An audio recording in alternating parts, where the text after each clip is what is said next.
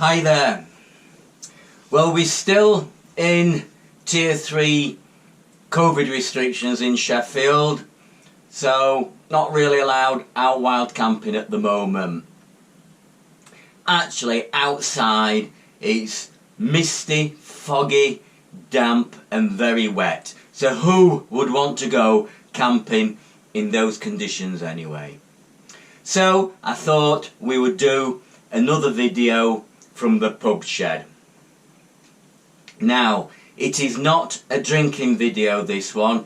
It's quite a detailed, not serious, but quite a detailed subject to cover. It's basically, how do I make a YouTube video? Like I say, it's not a drinking video, but I am in a pub and I am sat 3 feet from a hand pump. So I don't see any problem in having the odd drink. Apart from that, you'll see that it is part of the video in a little way. It's part of the process.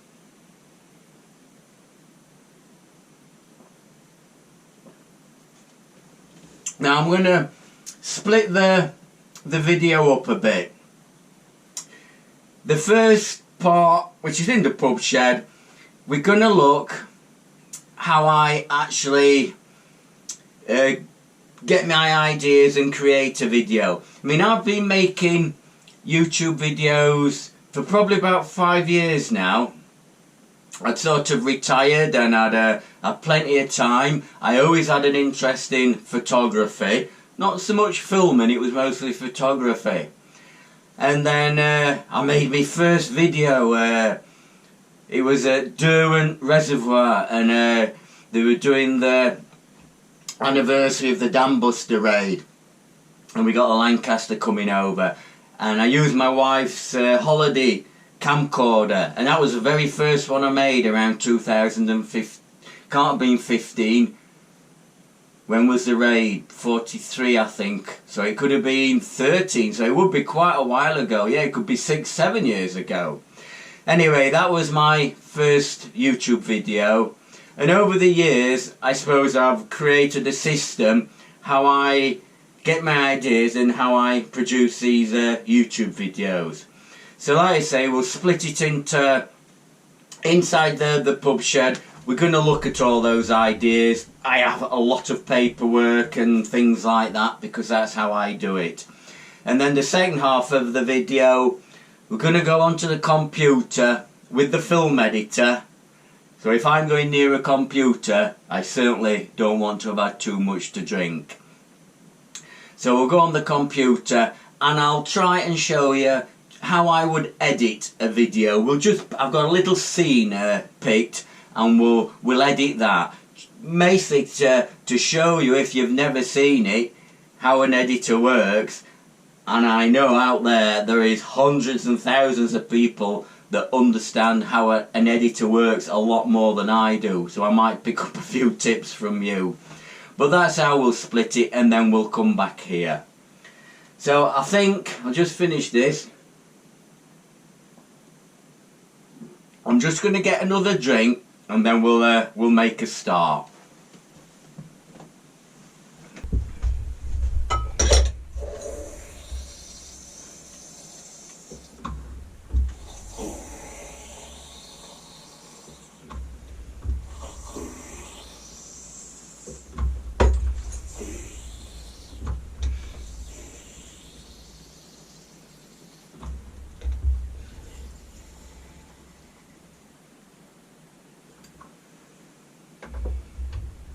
Just let that settle a bit.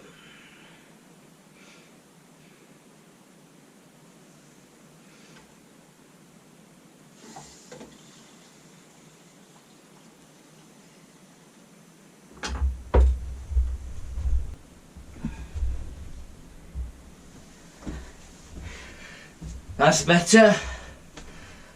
Right, we'll make a start on the video now.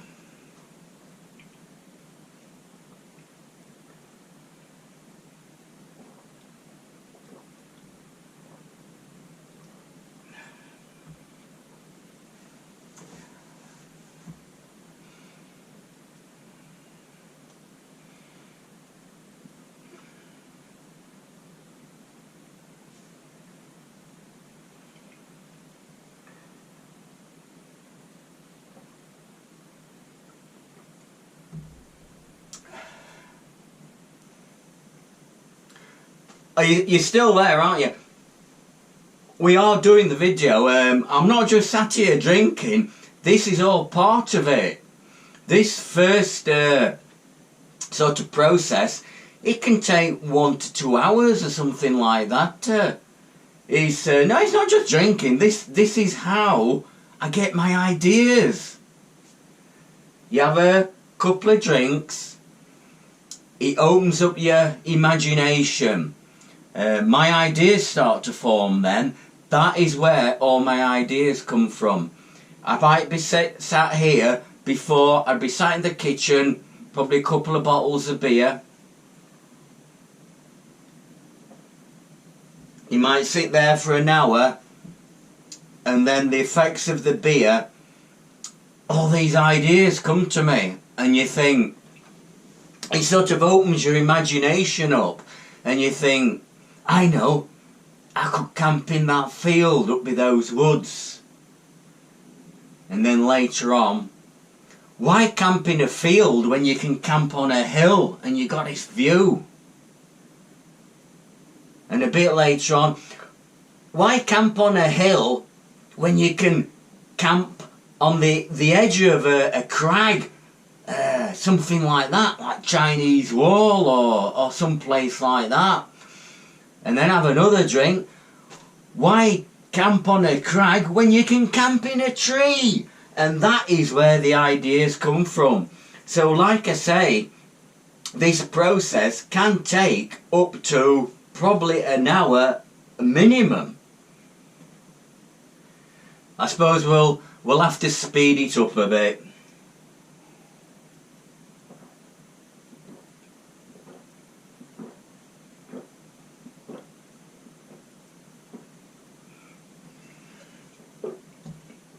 But I can feel the ideas forming now. Now, a lot of people, I've looked at their videos, and they'll film it on a mobile phone, they'll edit it on a mobile phone. Now, I can't do that. I like to have everything written down, and I like to edit it from the computer. That's and it takes me ages, and that's how I've always done it. So what I'll do now, we'll actually make a start, and I'll go through how I plan a YouTube video. You can see where my ideas come from. I'm not having anything else more to drink because in a little bit we've got to go on the computer. Now, once those ideas have formed in my head, the first thing that sort of thought that new video gets is a folder. I love folders. So we've got here various folders: Bigmore, Wild Camp Winnets, River Sheaf Walk, Higher Shelf Stones, Wild Camp. They're upside down. The Pub, Dark Peak Stones Bivvy. So they're all ideas that have come to my head. So the first thing they get is a folder. Again, left over from work. Every scheme, every job we did got a folder. So I like that's Higgator, Carwalk, Wild Camp. We'll use that as an example. So it gets a folder, and I've got dozens of these, and I've tried to coordinate them, colour coordinated. Green for Wild Camp, perhaps anything to do with the pub or something in the gardens gone pink.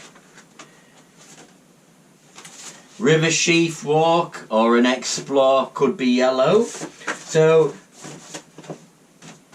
they are actually colour coordinated. Look, I told you, I've got a bit of OCD. This is how I like to do it. So it's colour coordinated as well. When you've got as many folders as I've got, you need to colour coordinate them. But that is the start of the video. It might not happen for a year, but I've dozens of these, all ideas lined up. and if I like to have something to do all the time. So if I get half an hour and I've nothing to do, I'll pick a folder up. Oh, the River Sheaf. Let's go and research the history of the River Sheaf.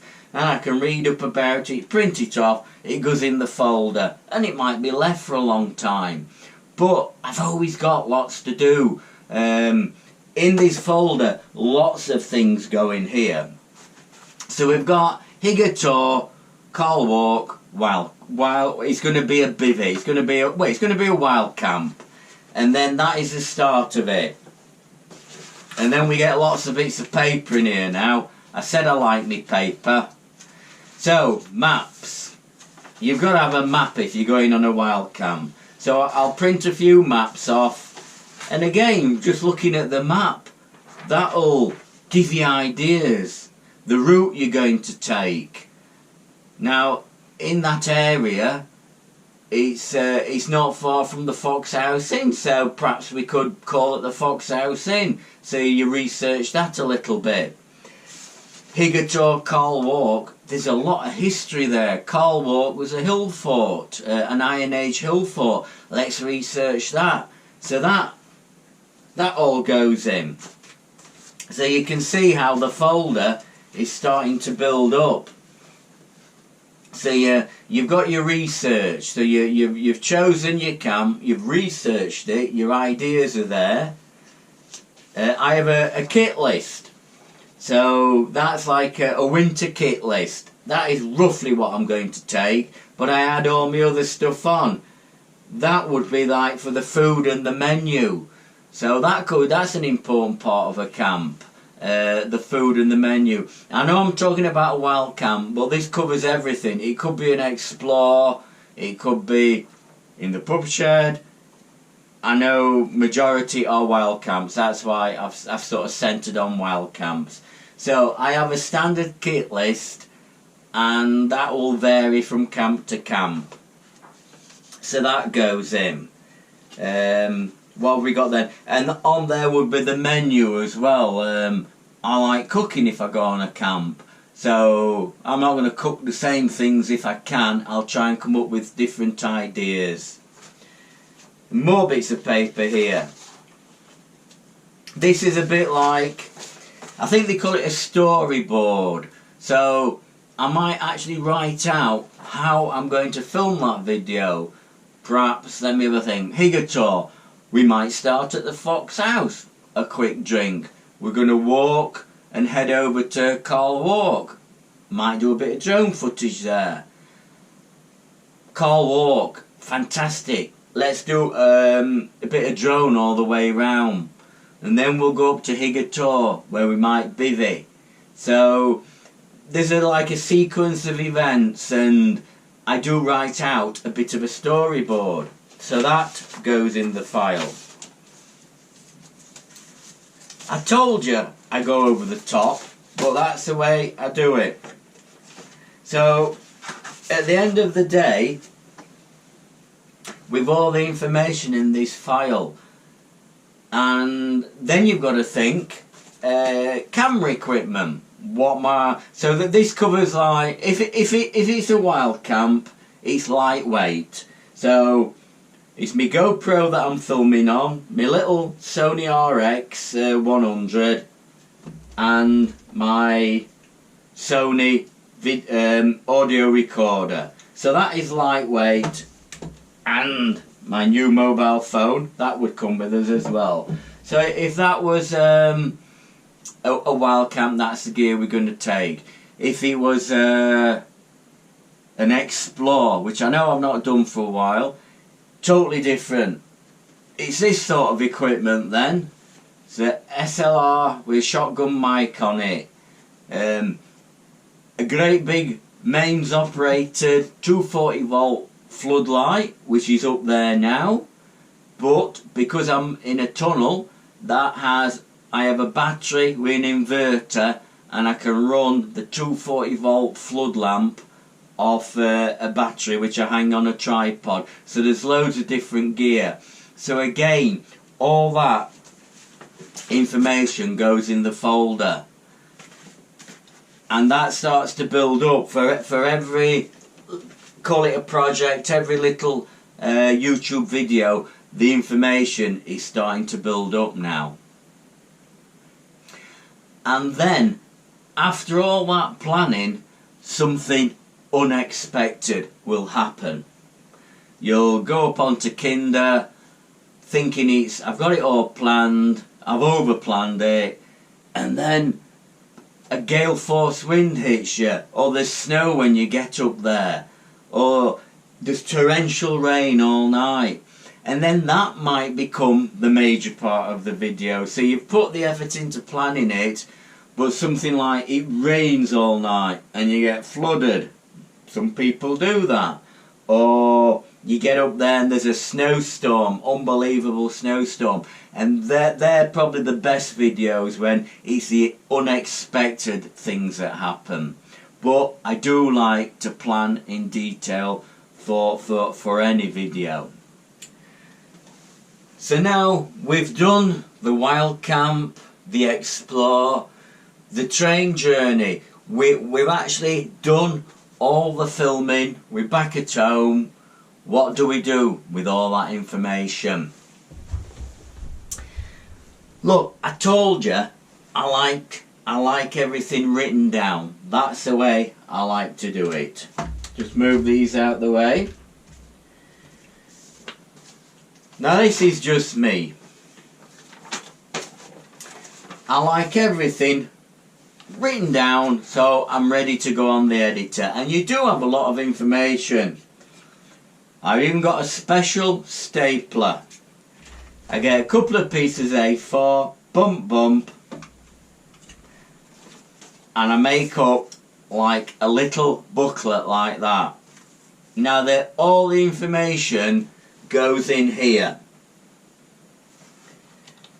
There's all sorts goes in here. First of all, title, and then you've done your filming, but quite often it doesn't always work out right, and you might take a couple of retakes. When I did the video in here of an update on the pub, last video, beginning of December, as I had a little bit to drink, and as we got on, I made a right mess of stuff. I left the heater on, I knocked a pint over, I got my words wrong. On some of them, I might have done about 4 takes. So that's all on when you've downloaded all your footage, it's on the computer. So first of all, I look through all the footage and you pick the best. You think, oh, I've got 4 takes here, and you pick the best one, put an asterisk against it, so I've got the number, the bit of footage I've taken, and which one I'm actually going to use on the video. And that applies to a wild camp or to everything. You don't just go out, well, I don't just go out and film it, that's it done, that'll do. It's got to be good. So if I've made a mistake or something's wrong, I then do it again. And say especially for an explore, you do your light painting photographs. You might do 4 of them and pick the best one. So they all go down in the little booklet, all the photographs, and then you look through them and then an asterisk for the best one. So that goes in. Let me have a think. So again as well, we'll look at this later on. One of the main problems with doing a wild camp video with a GoPro or other cameras is the wind noise. When I used to take that wild camping, I had no trouble at all. It's got a big shotgun mic with a dead cat, they call it, on top, and I had no trouble with wind noise. Now I take a smaller camera, usually my GoPro audio recorder, and the wind noise is atrocious. So yeah, so I film it with that, and I use the audio off that. So again, you download it on the computer, have a load of audio. So I've got all my film footage, all my audio. It goes in this little booklet. Any photographs I've taken goes in the booklet. Quite often as well, you're going to use some music. For an introduction, you use a bit of music. Let's pick some music. Write it down in here. We've got the title, but it might need modifying, so the title goes in here. When you put the YouTube video on, you've got to put a description. So I write the description out. That goes in here. So at the end of the day, all the information from the film footage, the audio, everything you need to produce that video is in that little booklet. So what we're going to do now, we're going to head down to the house, upstairs to where we've got the computer, and I'll briefly, I say briefly, go through the process of editing a video. I went up, it was a sunny day about a month ago. I went up onto Hounkirk and I just did a little bit of filming. It's probably a minute or a little bit longer of that, and what we'll do, we'll put that on the film editor, and I'll just take you through a little process of how you would edit a video. I know a lot of you out there will know a lot more than me, and some people won't have ever seen it before. So it's just a brief look, and hopefully it'll be interesting. So I'll see you down at the house. Down at the house now. This is a small room where we keep the computer. We've also got a printer there. It's an A3 printer, and I find that really useful for printing maps, and use it for all sorts, especially as I have all them folders and I like to print all my information off, keep it all together in one folder. The computer we replaced our old one probably about a year ago. It was my sort of idea, that, because I wanted a better computer with bigger graphics to help me do my film editing. So I did contribute a lot to it. Even though it was a pretty new computer, if I do edit a lot of 4K footage off my drone, it does quite often crash. So I have to edit a bit and then save it, just so I keep up with it. I dare say something needs boosting, and I can probably do that at some point. But most of my editing is done in HD, 1080 HD. Now the film editor I use is Filmora Pro. I bought that, I don't know, probably 3-4 years ago. I think it was $149, I don't know if it were dollars or pounds. I had the basic Filmora before, so I just paid a bit. It gave me a lot more options for the editor. There are a lot of new things I can do. I probably only use about 20% of it because I don't understand the rest. It is a learning curve, and every new bit of editing I do, I learn a new technique. I have learned something new, as you're going to see very soon. So what I'm going to do now, about a month ago I took about a short little bit of footage of me up on Hounkirk Moor. It was a beautiful sunny day. So we'll get that up on the editor, and then we'll try and go through the process of just editing what is probably a 30-second clip at the start of a video, and hopefully it'll give you a basic idea how a film editor works and what I can do with it. Very basic, but it just shows you a little bit what you can do with the film editor and how it works. I think they are all very similar.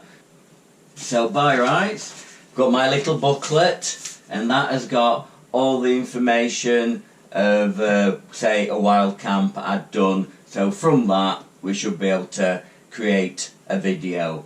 So I'll bring you back to the screen and we'll see how we go on. So this is the bit of footage I took up on Hounkirk Moor. It was a beautiful day. I'm just setting up my audio recorder there.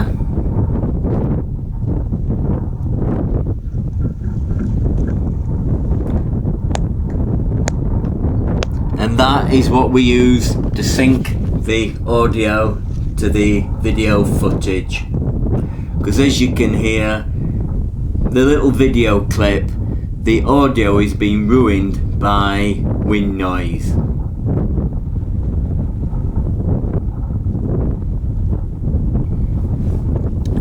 What a beautiful view over the city of Sheffield.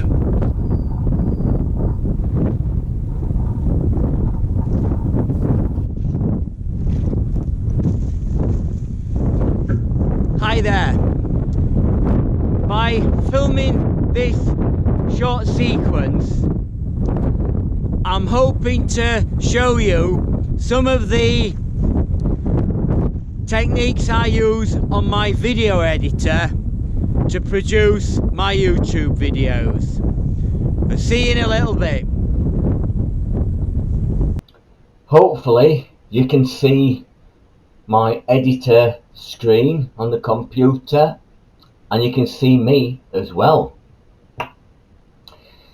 Now I think a lot of these film editors work on the same principle.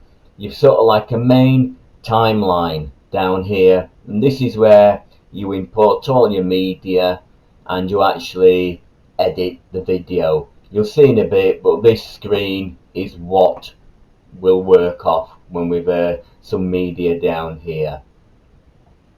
This side here is where you import all your media, whether it's audio, photographs, music, anything like that comes in here. And then this area, which I should say down here, there's a lot more you can do. You can actually alter the contrast, darken light, and you can do all sorts when you bring media in there. Up here, I use this mainly for text, but there is a lot of other things you can use it for, but that is where I alter the text and that.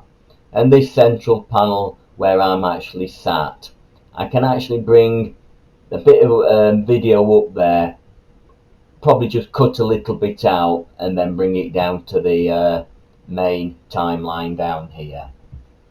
But I think they all work similar, so once you've got used to working one, you can probably work another. So first of all, we want to import a bit of film footage from Hounkirk Moor that's going to form part of this clip. So I'll just go and find that now.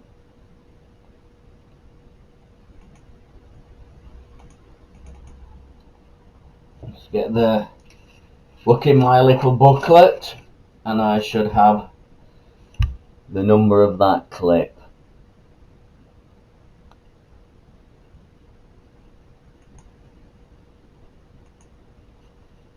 So where are we? 0584. So I can actually bring that straight over to the editor. So that is, alter that. That is a bit of footage. I'm just going to turn the volume up. So that's a bit of footage we filmed up at Hounkirk with the terrible wind noise on it. So we want the audio across now, the good audio that I recorded on my little audio recorder with hopefully very little wind noise on. So I'm just going to go over and find that now. 13.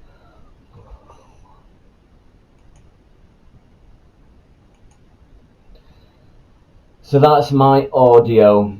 I've created a couple of extra layers for the audio. You can have several layers of video and audio all the way down the timeline.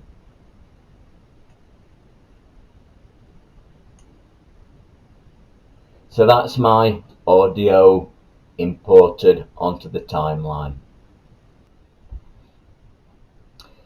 So I'm just going to expand the audio. That's made it a bit bigger down here. Now the principle behind synchronizing your audio and your video, I clap my hands like that, and that puts 3 spikes on the sound waves, and then the idea is you line up the sound wave of the video footage and the sound wave of the audio, and it's in sync. It never seems to work for me, that. I think in this case it's the wind noise has drowned out everything, and I haven't, you can see here, I've no obvious peaks or anything like that. So I'll just move that on. That was the clapping there, and I've no peaks, so it doesn't seem to work. I'll show you where that principle or theory comes from. You'll all recognise that, a clapperboard from the film Hollywood studios. Sort of scene 1, take 2, bang. Now that clapperboard coming down will put a spike on the sound waves, and then you'd line them up, and that is your audio synchronized. So that's where the theory comes from. I don't seem to have too much luck with it. It works in a quiet underground tunnel, but not on the moors where there's wind noise, where I want to use it. So what I tend to do, I move this audio about until I've got the audio in sync with my voice, which I have done. I've actually done that. So what I do then, I unlink, that's unlinked the audio and the film footage and the audio, and then click on that, click on the bottom one, go to link. So now I've linked the film footage and the audio up. So I've got, and then what I can do then is either delete that one, or I've just reduced it to 0. So anyway, if we play this sequence now,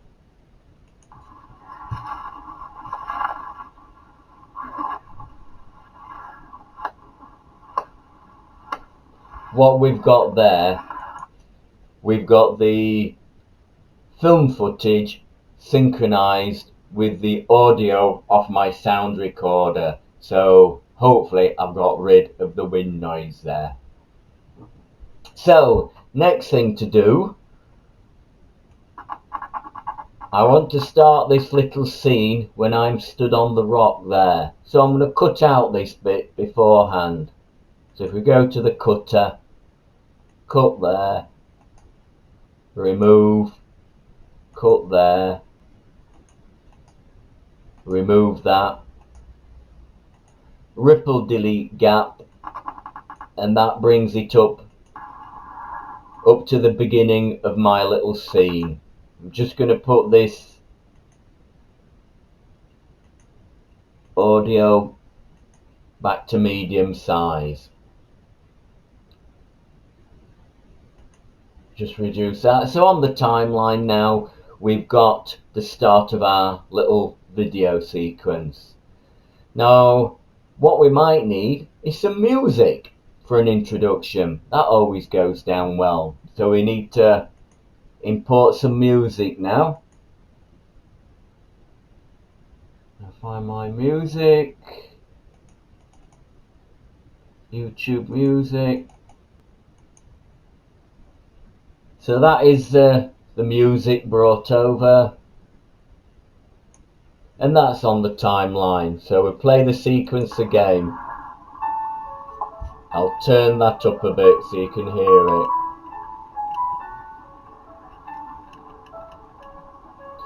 So we've now got the music added to our little video clip.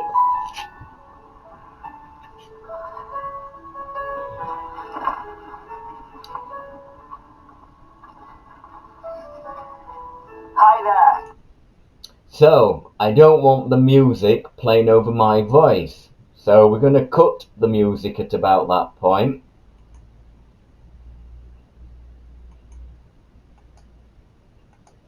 Just open that up a bit. Get rid of my cutter. Just run it through. Hi there. So we don't want that music stopping dead. We want to fade it out. So we can click on there, click on there, drop that down. So hopefully that should fade the music out.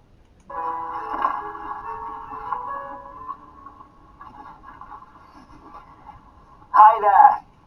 So that fades the music out just as I am about to talk.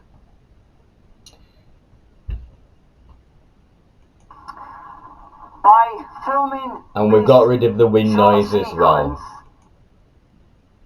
Take it back to the beginning.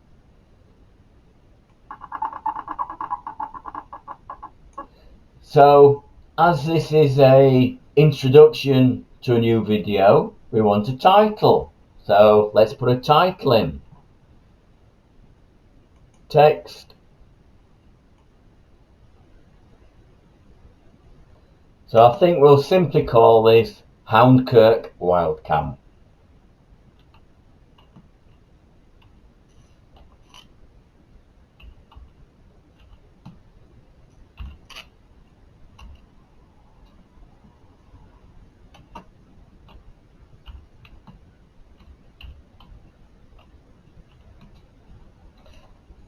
Just move these over. You will be able to centralize this somewhere, but I haven't worked that out yet. So we can probably alter the position of the, so that moves the position of the text. Might want to make it a little bit bigger.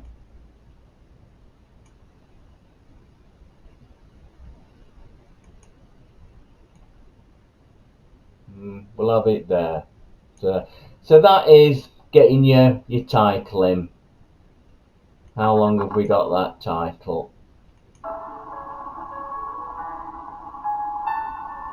We'll probably make it a bit longer so you can just draw the length of the title to make it a bit longer. And again, I don't want it to come bump straight on. I want to fade it in and fade it out.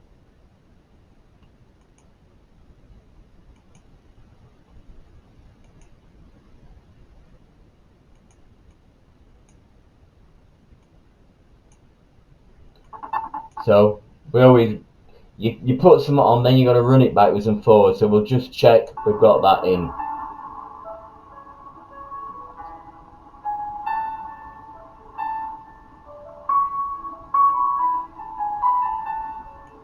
So that is our titling now. So we've basically created a short little video clip using quite a few of the features of the editor, which will give a nice introduction to a new video. So that's where we want this clip to end. So I'm just going to cut out the excess.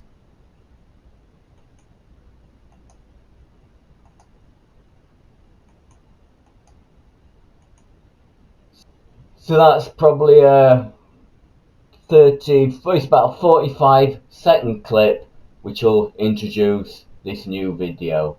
What I would do now is carry on and using all the information I've got in this little booklet, my video, my audio, my photographs, my music, there's everything in there. I can then go ahead and create a complete video.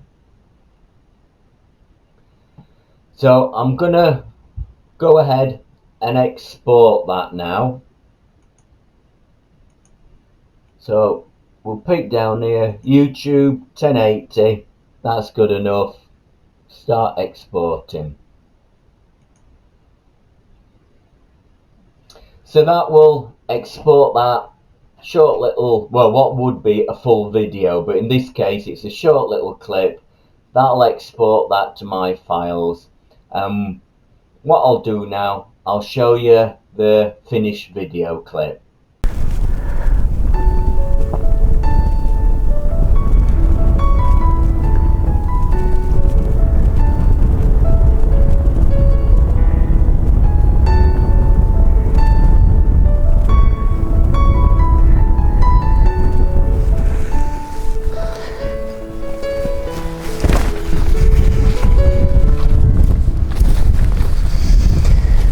Hi there. By filming this short sequence, I'm hoping to show you some of the techniques I use on my video editor to produce my YouTube videos. I'll see you in a little bit. Hopefully that has demonstrated how I use the film editor to edit my videos for YouTube. Like I said, it was only probably 30-second little clip I wanted there, but it did involve quite a lot of techniques, from syncing your audio, clipping the bit of footage to the right length, adding text and adding music. So there was quite a lot happening there, but hopefully it's a good demonstration to show you what a film editor can do. It can do an awful lot more than that. It's the first time I've ever used sort of a screen recorder to show the computer screen, so that was all new. It did work out good, but it was quite stressful. But you're learning all the time. Anyway, I think we'll go back up to the pub because I fancy a quick pint after filming that. So I'll see you back in the pub.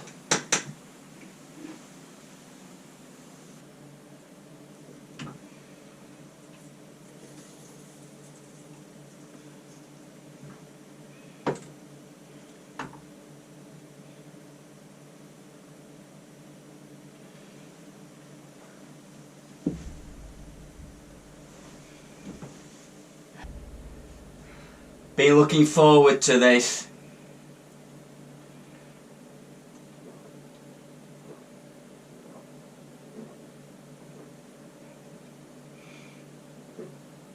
Very nice. Well, that sort of concludes this video on how I make a YouTube video. As you can see, with that editor, there is so much to talk about in there. I could only briefly touch the surface, but it's enjoyable. I enjoy the editing. You're learning new techniques all the time, and it keeps me busy and it keeps my brain active as well. So it is enjoyable to use. Now once I've produced a video and put it on YouTube, I immediately want to start making another one, start planning the next one. But you've got loads of comments to answer, and that's quite time consuming, but it's also enjoyable because the comments are interesting. You do get a lot of regular subscribers. You get to know them in a way, so it's nice to have a bit of banter and a little chat. You recognise people from all over the world. It's only a few words, but it keeps you in touch. So yeah, there is that to do. And then as the first week dies down, it's time to get busy with the next video.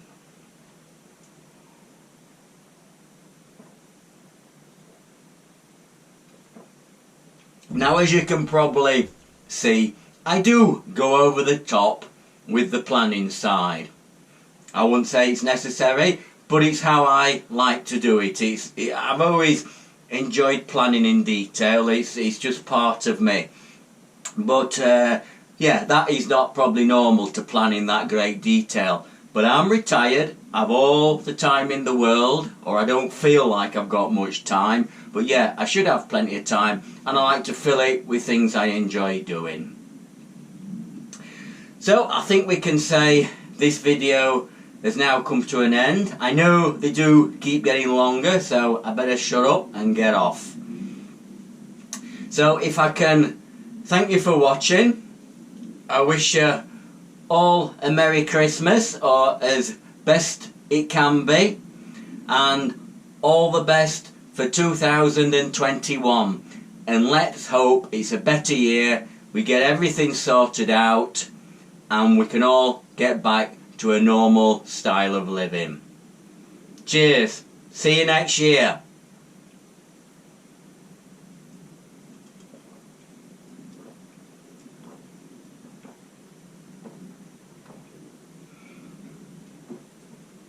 Beautiful. I might have another one of them.